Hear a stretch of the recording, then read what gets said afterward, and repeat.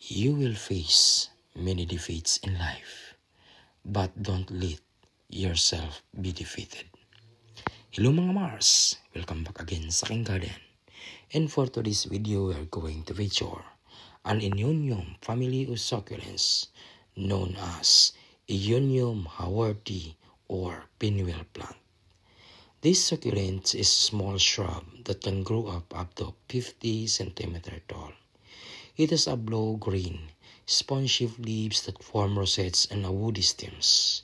When exposed to full sun, the leaves can develop beautiful pink or red margins. In the spring, it produces pale yellow flowers on arching stems.